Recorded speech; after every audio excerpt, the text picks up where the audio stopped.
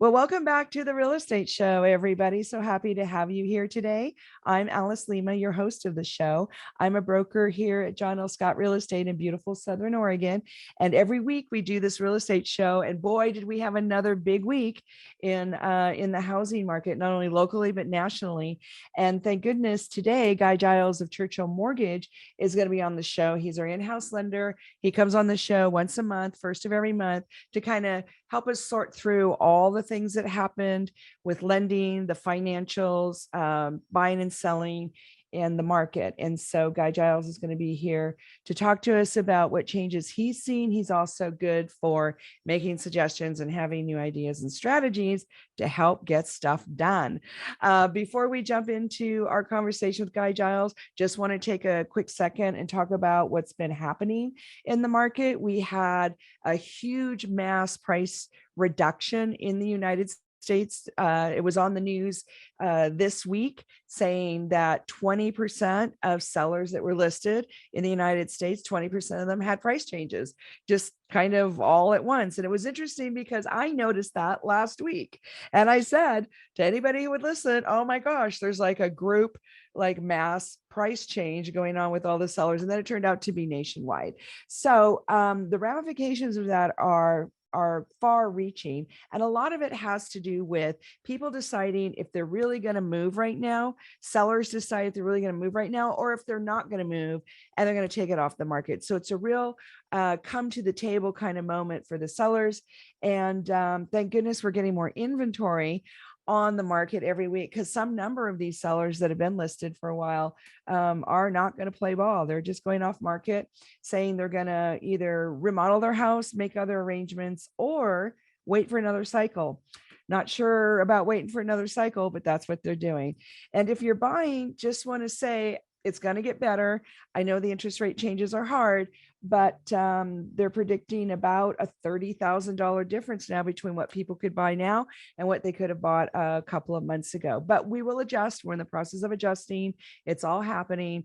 And thank goodness Guy Giles is going to be here today to talk to us more about the details and, kind of dive deep into what's going on with appraisals, the market, the buying, the selling, and the ramifications of some of the employment things that happened this week. So yeah, we had a big week in the housing world in many areas. So it'd be good to get to talk to him about that. So before we do that, we're gonna take a quick break, say thank you to our sponsors. We're brought to you by John L. Scott, Ashland and Medford, Guy Giles, Churchill Mortgage, and the Rogue Valley Association of Realtors. We'll be right back.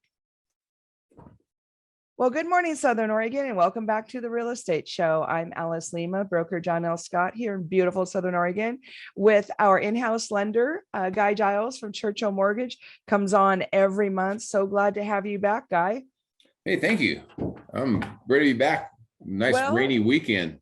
Yeah, and gosh, what an eventful month we've had. I'm not even sure where to start. I'm not either. I'm just kind of looking at my couple notes I put together for here, and we could kind of start anywhere from jobs numbers to appraisals to price reductions. I think one of the funny things that has actually come out in the last couple of days is that the VA is talking about doing desktop appraisals or appraisal waivers.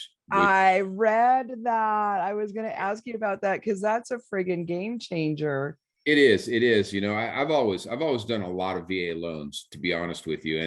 And there's a stigma around them anyway about, how tough they are on people, but actually it can be one of the fastest appraisals to come in. If you do actually need an appraisal, we'll have to let this kind of rattle out and see, where exactly it lands on that. Cause it's kind of weird to go from, hey, we got a little peeling paint on a fence. You need to repaint the fence to, we're not even going to look at the house at all now.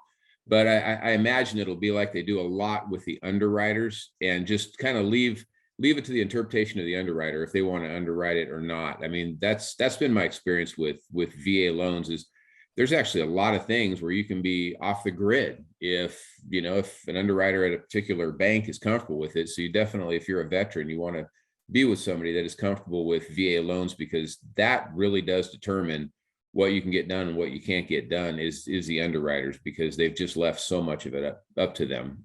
But so I got to rewind just a smidge because I'm not sure our audience knows what we meant by desktop and waiving appraisals. And then there's just the big deal that, VA people are supposed to be protected by the stricter appraisal standards. But let's go back and say to everybody what we're talking about when we do desktop appraisals and appraisal waivers. Yeah, well, basically the desktop appraisal is kind of a new thing to everybody. We're looking at opening up a lot of those. Fannie Mae said that they would, to where literally the appraiser could be sitting at his or her desk, and a real estate agent could go out and film the house, and they could make sure that it's still standing. What has kind of I don't know any real estate agents that want that liability, but we get the drift. Well, they and I get what you mean, and there's actually problems deeper than that, because they haven't even figured out what kind of software they're going to use for the floor plans. Believe it or not, the floor plans are what are holding the whole thing up right now. But they would actually, it's not as bad as it sounds. They would actually, whoever it was out there filming, they would have to have some software on their phone to where you would legitimately have to be standing in front of that house, and the appraiser would actually direct the person as far as, hey, go left, go right, let's walk through here. And so essentially you'd be doing a lot of the same thing an appraiser would be doing, but that appraiser could be back there at his or her office getting 12 or 15 of these done instead of 2 or 3 a day. So that's what a desktop appraisal is. It's being done online, it's being done remotely, and nobody's actually showing up at the property. And then a waiver means nothing happens. Yeah. Yeah. We have all kinds of things, so we've already been getting away with appraisal waivers for a long time on Fannie Mae and Freddie Mac. And it's kind of a mystery on who gets an appraisal waiver and who doesn't. But when I say that, it seems to be that Fannie Mae had somebody buy that house 2 years ago. They're going to assume how much damage could you do in 2 years. So they have enough comparable properties that have closed in that neighborhood to realize that, hey, maybe we don't really need an appraisal on this house by square footage. The house was built in 2002. It's probably in decent enough shape, and we have enough data to say, we probably don't need an appraisal on this house. So the appraisal waivers have been going on for a little while now, and there's maybe just enough test run in them. Like I said, some of the particulars on the VA, I don't know how you get around those, because they can be nitpicky about some things, but then other things they just don't even seem to care about, as long as an underwriter at a certain bank is willing to sign off on it. And go ahead. Sorry. I was just going to say, hopefully, you have a good agent like Alice working with you, and she's going to be looking out for you also, and you're going to have your home inspection, hopefully. So, it's probably but the lenders don't see the home inspections. No, but you guys would be talking to that person and saying, right. But hey, do you think that this could be the beginning of lenders asking for the home inspection? I would hope not. I mean, I would hope not too. Otherwise, then you're going to have a bunch of home inspectors doing exactly what the appraisers did back in the 80s, and just, hey, we need you to kind of let this one slip by. I mean, I see that being an ugly road that I cannot imagine any bank wants to go down either. Yeah, but I think that would be a quick grab on the appraisal business model. You and I are here trying to speculate, how are they going to cover the condition issues? So I'm just speculating like I do. I don't know how many VA appraisers they're letting go right now, but the last number that I heard was one of our local guys at Cunningham Appraisals, Jesse, got approved. And what I had heard the year that he got approved, only 2 in the whole state of Oregon, 2 appraisers out of the whole state got approved to do VA loans that year. Well, Oregon is a hard state to get an appraiser license anyway. Right. Yeah. And so that's really what this thing is stemming from. It's not just out of the goodness of their hearts they want to try to make things easier. It's that they literally do not have enough appraisers, and there are federal turn times that they have to meet. That's actually been a good selling point for me trying to get a veteran into a house, especially when appraisals were really backed up, was that, you have 10 days to get this thing in, or 2 weeks, depending on, when they made their changes. And that was actually a good way to get one done. So, that it's going to close fast back, when we were really backed up. But I think that's what this is really coming from. There is just not enough VA appraisers running around. Well, and one of the side effects of this is so interesting. And first of all, it's proposed changes, but I'm thinking, it sounds like you're thinking it's going to go through, but one of the natural side effects is that the VA buyer could percolate to the top of the list in a multi-offer situation, where they haven't been, because the VA appraisers are a little more nitpicky. Their condition report is a little more involved. But what if this removal of waiving the appraisal or doing desktop appraisals kind of automatically puts the VA buyer at the top of the line in a multi-offer situation? That would be awesome. I love that, because I can't even begin to count how many times I've been called, by a listing agent asking me, what are all these non-allowables that your Well, buyer those are can't. fees, right? You're talking about fees. Yeah. Basically that the seller has to pay. And really, a pest inspection is the only one, unless I'm charging them a point or a percent of the loan. So if a veteran does a $300,000 loan, if they don't have any service connect disability, they're already going to be paying some fees on that. But that said, if they don't pay a point to us to buy down their rate, there's nothing that seller has to pay. So historically, you've got a faster appraisal back. You have a good agent that has looked at the house, and you can pretty much tell if things are going to go, FHA, VA before you do it. Don't ever rely on the listings, because I've seen some weird stuff in there. Oh, yeah. And sometimes it's just accidental, but yeah, good advice. Yeah. But that's why I'm a huge proponent of having a agent, call Alice to work for you, because if you're out there doing this on your own, a lot of times the seller is going to be paying commissions anyway, and that real estate agent's just work. Anyway, we can go on and on about that. We can, yeah, because I think it gets under both of our craw a little bit, but trying to find the positive in this. So picture this: we have so many veterans in our area anyway, and they want to buy homes, and they've been put at the bottom of the pile, kind of just by side effect of the seller's market. When you have a fast seller's market, sellers look at the loans and they put them in the order of their best interest, right? And so the VAs, people think, oh, it's going to be harder. They're going to be harder on the condition report in my house, even though I have a good house, and they take longer. That's the other misnomer, is people think the VA appraisals take longer, and I don't find that they take longer. I think they're pretty quick. They're actually the only ones that have a turn time that they have to meet. So yeah, and they do. We have some great VA appraisers in our area. Yeah. And legally they have to get them turned in a timely manner. And there's tide water. If it looks like there's something going sideways on it, you actually know about that earlier than waiting for the whole appraisal to come back. So I haven't really had tide water happen too much in the last few years, but it's just, I don't know. I love doing VA loans. We're good at them, and we have good underwriters, and that's all they focus on. So it's a commercial for VA loans. But honestly, if you're a veteran, I've had them come to me and say, well, we just want to do a conventional one because we're going to get our house accepted. And I mean, there's no reason to not look at an FH or we've had to do that in multiple offer situations. We've had to sit the vets down and say, this is what it's like. Can you get into a conventional program so we can get your offer accepted? And then, talk to them about maybe refinancing later. That's not good. You don't want to have pie in the sky a year from now. You don't know what the environment's going to be like, but we've had to do that. Yeah. And usually a good conversation with a listing agent I've been able to have. I mean, because we've had great success getting them closed. So, if there's a little peeling paint on a fence or something, I've gone out and done it if it's a disabled veteran, myself on a Saturday afternoon, and I got my paint gun and I'm ready to go. It may not be pretty, but it'll be covered.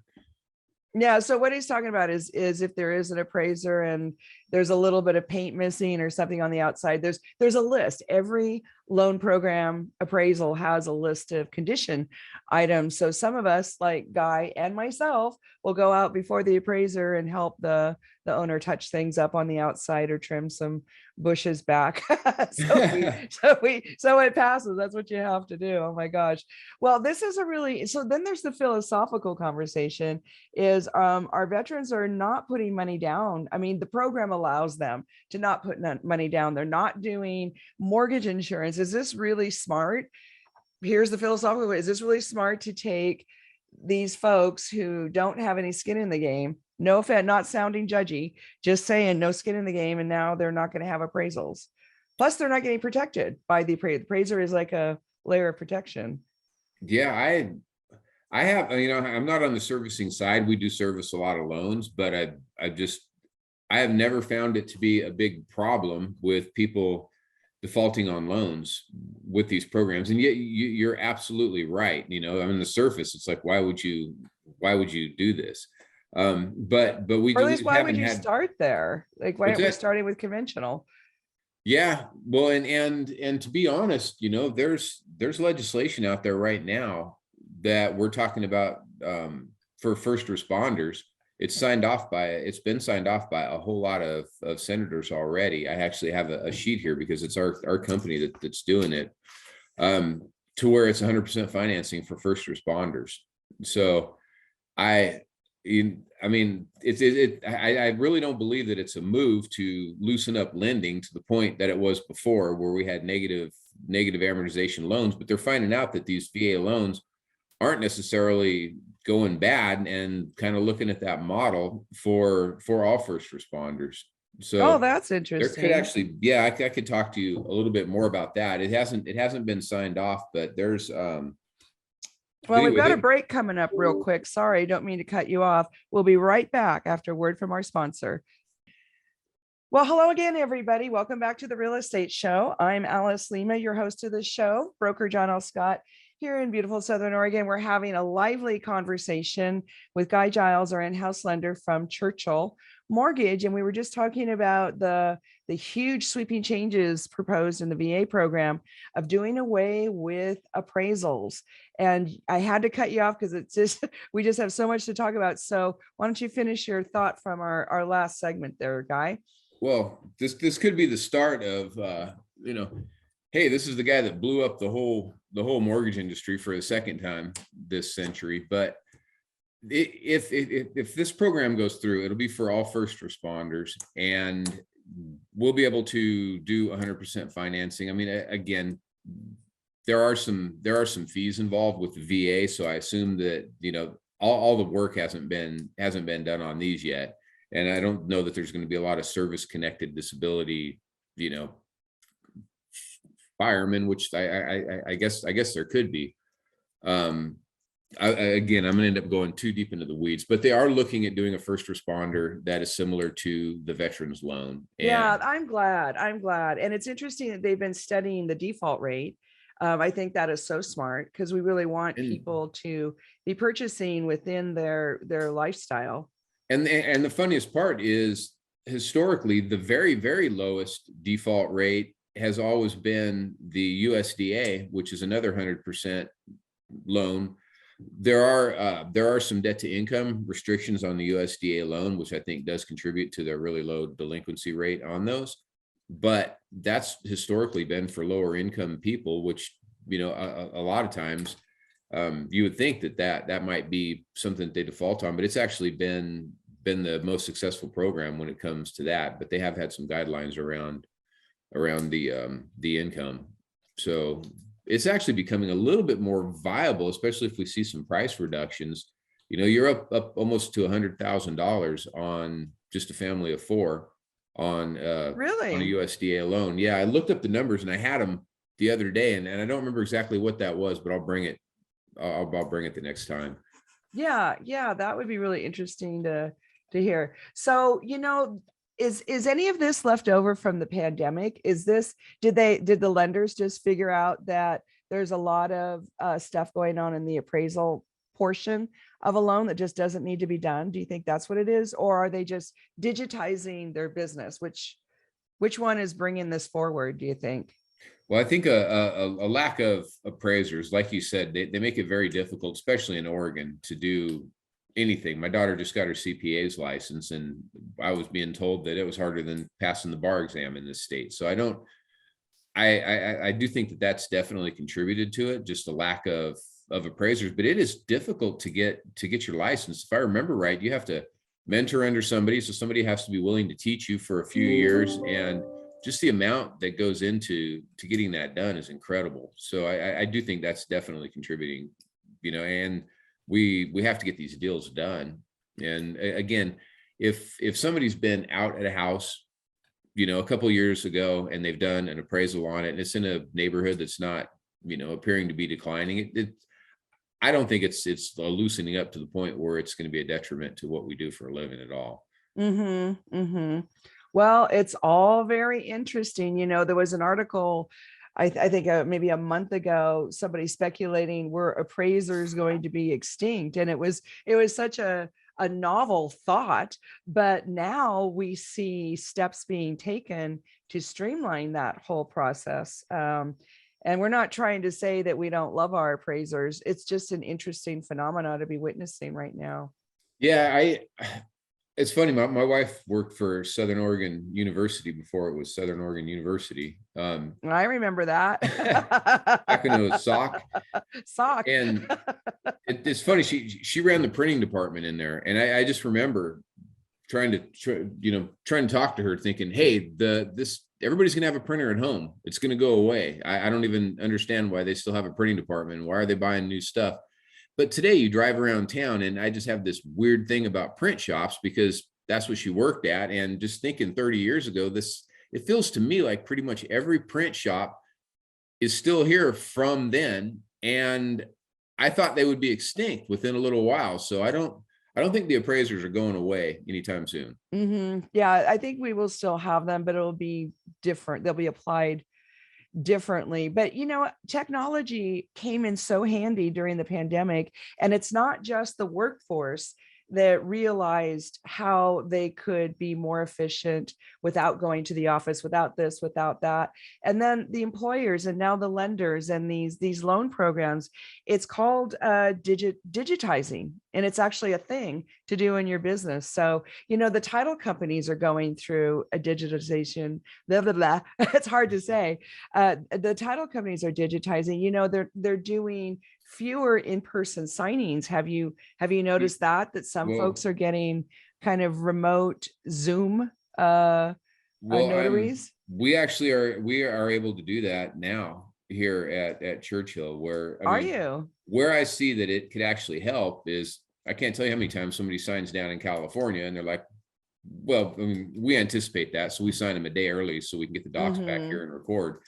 But they're getting to the point now where you're pretty much signing everything but the notarized docs, right online. So when you actually get in front of a notary, there's just a couple of documents to sign, and we're doing that over Zoom at this point. And I don't know if I'm in love with it, but then again, I'm just a face-to-face type of a person. Maybe I'm a little old school. I don't like not meeting with my clients. I think that there's just, I don't know. That's just me personally. So, but it's here, and they're doing it a lot. And we actually have that ability where we could, the one advantage to that is we can save a day if somebody's moving here from California, and we can just sign them, online. That way they don't have to travel here.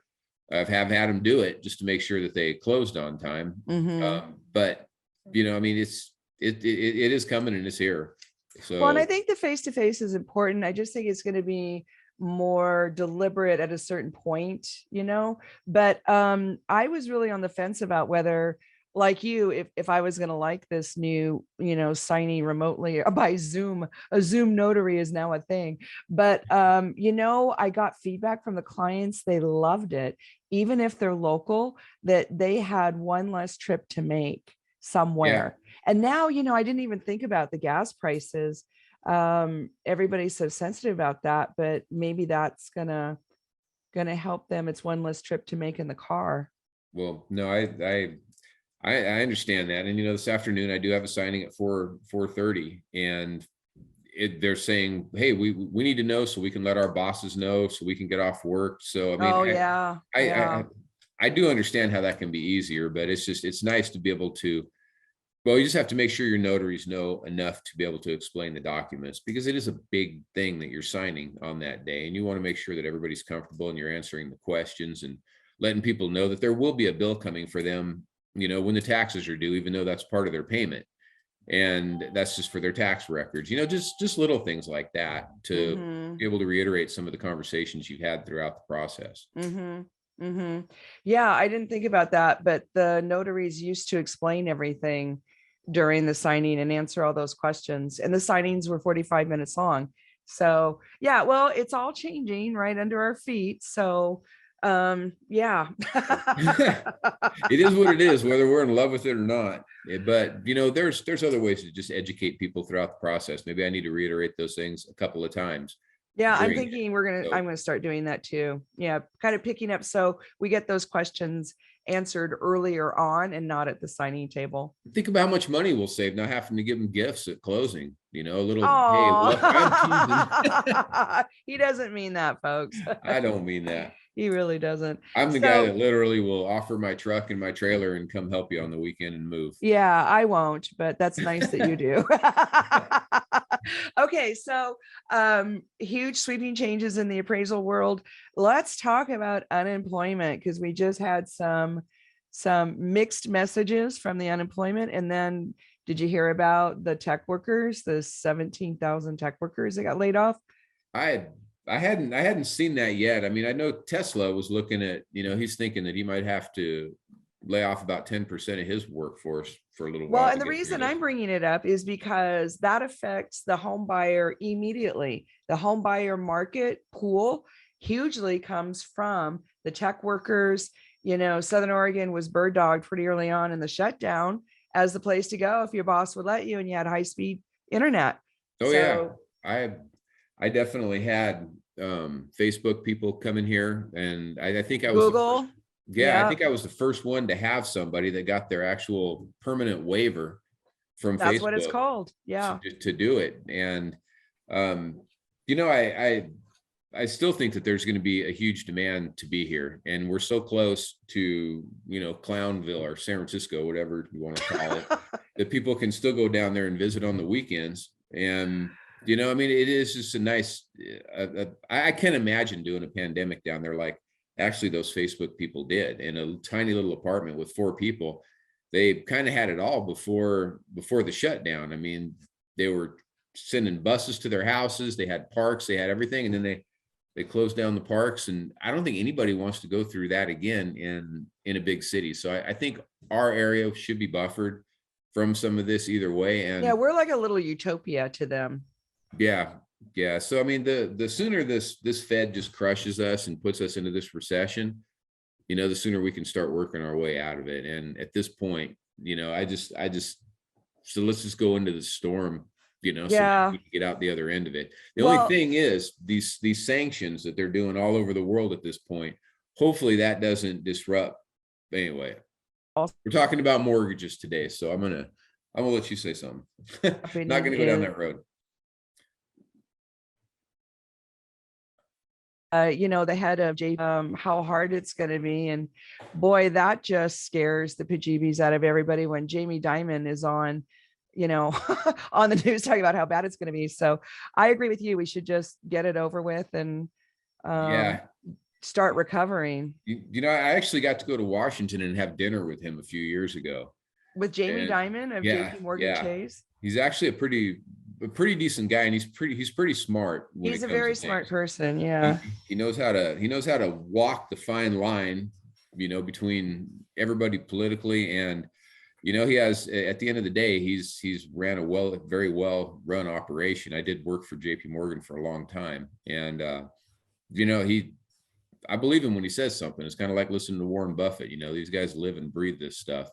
Yeah. Or Dave Ramsey. Yeah. Yeah. And he's the ultimate guy to get you into a good position if something's going to go sideways. I listened to his stuff a few years ago, and that's actually really what prompted me to end up, eventually here at Churchill Mortgage. Was you go into this thing the right way. It doesn't have, it can be a blessing to have your house and not a ton of debt when something like this comes down. So, well, see, and that's what I like about Churchill Mortgage and the Dave Ramsey program is you're fully prepared as a buyer and informed. Absolutely. Yeah. And so we're going to have to take another break. I'm sorry. We've got so much to talk about. We're with Guy Giles, our in-house lender at Churchill Mortgage, visiting with him, our first of the month update on what's going on in the world lending wise. Before we shoot over to our sponsors, want to say thank you to our sponsors. We've got John L. Scott, Ashland and Medford. We have the local Rogue Valley Association of Realtors and Guy Giles. of Churchill Mortgage. Thank you. Thank you so much. We'll be right back.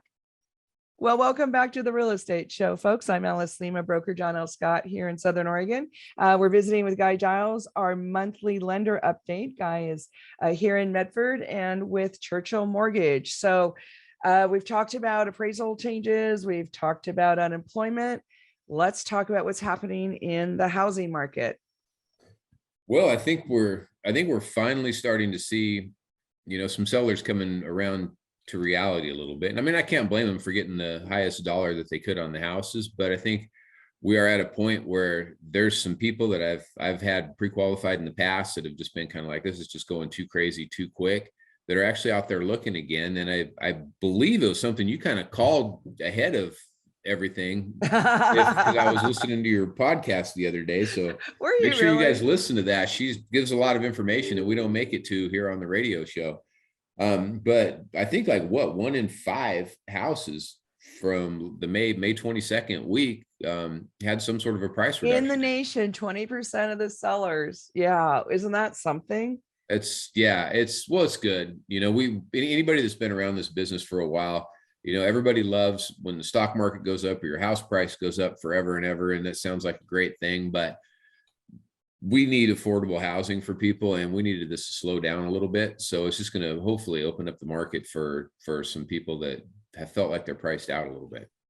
Yeah. Well, and the other thing is that the market goes in waves. It really is like watching the ocean, and it went way, way up, and then it's not going to crash. Nobody thinks it's going to crash, but it's got to come back down. It just doesn't go up forever and ever. So settling down, and I'm thinking like a 10 or 15% reduction off the highs, that's not that bad. We still have tons of equity, and the prices are still way higher than when we started the pandemic.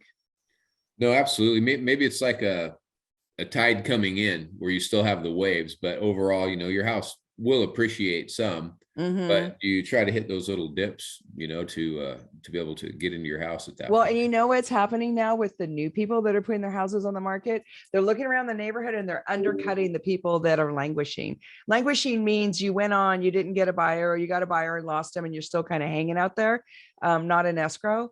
And so the new people that are coming on the market are coming under the people that are already listed, and they're getting the sale. Boom, like that. Anything we can do to get some people in the houses. I feel bad for that one that had one fall out because that. Well, you know what? They couldn't sell their house in California.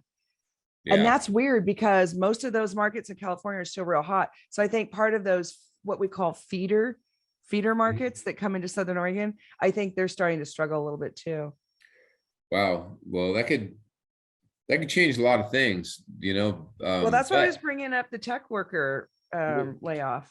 Yeah. Well, I mean, and that's one cool thing we do have here at Churchill, by the way, is a good bridge loan that we can use. I used to have one that I liked a lot, but you had to go through a couple sets of closing costs. You had to be within the state, so it never really transferred across state lines.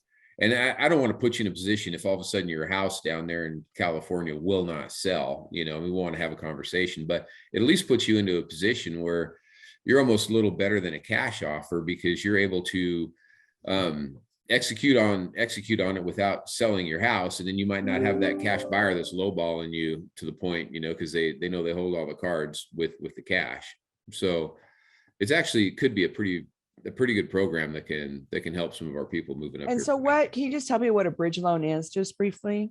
Well, if you have equity in a house, then you can use that equity as your down payment before you sell that house. If you were going to try to use that equity by pulling money out of it, then all of a sudden you're, in that whole set of other closing costs, and you're trying to close it, 30 days just to get your money out to be able to buy this one. But this is it's basically just an instant one where we'll do an appraisal on that house and we'll qualify you, and we can give you the money for your down payment on your house here, so you're not writing a contingent offer.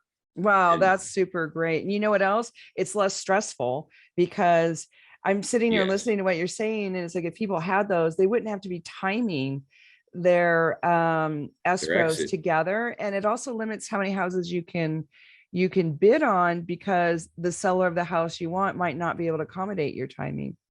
No, absolutely. I think it was definitely one of the reasons that I ended up choosing ultimately to be here. It seems like they think forward, where we can do like this lock and shop program where we just get you underwritten and we can lock you up to 90 days without an appraisal. You mean lock an interest rate without a house? Without a house. Wow, so, that's super cool. Yeah, I mean, there's a little bit of hit in fee to get into it, but if the rates are down before you close, no harm, no foul. We just float you down. We don't even charge you for the float down.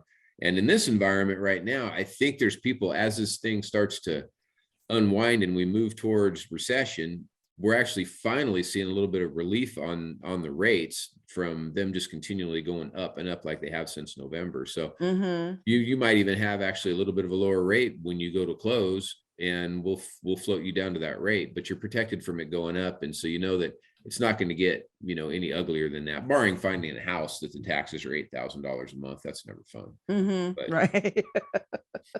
Right. Well, then there's taxes. Oh my gosh. Yeah. So in the few minutes we have left, gosh, there's still so much more to talk about. What do you think is going to happen with the feds and interest rates? Well, I've never seen a group of people running a world economy that only 3 of them actually held a real job in their life. Well, then there's that. Most of them, and I actually have a graph on it. A couple of them have taught, but beyond that, most people have never had a actual job out of college. So I think there's a lot of real world experience they lack. So when you say that, they've been all over the map. If you watched in the last 4 quarters, we're going to have bad inflation. We're not going to. It's going to ease. I think what really happens is they keep raising rates up. We're looking, quarter to a half again when they raise them. Everything's going to point towards a recession. We're going to move towards a recession. Hopefully it can come in and out quickly.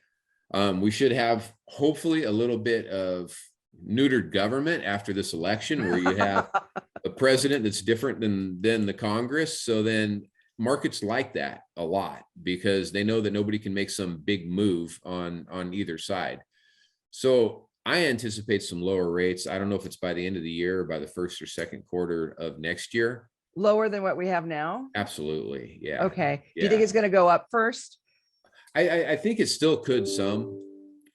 It's just a matter of how long, and it'll amount to their policies. We still have some kind of strong job numbers coming out, even though they they end up getting revised down at the end of every month.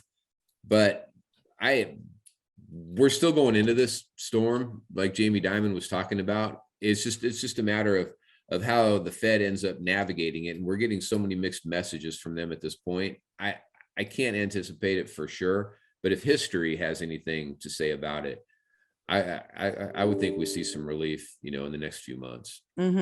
Well, that would be great. Well, Guy Giles of Churchill Mortgage, always so informative. Thank you for coming back on the show, and thank you for being a sponsor. Well, I'm happy to do it. Thank you. And we'll have you back early July, and we'll see what's happened in the next 30 days. I feel like I'm tempting fate. Oh my God. That sounds good. We have some core inflation numbers coming out next week. So that's gonna tell the story a lot. Yeah, and we'll be mid-year, so maybe we can figure out more closely what's going to happen. Well, that's all we have time for this, folks. Have a beautiful weekend. We'll see you next time. Bye now. Hey, thank you.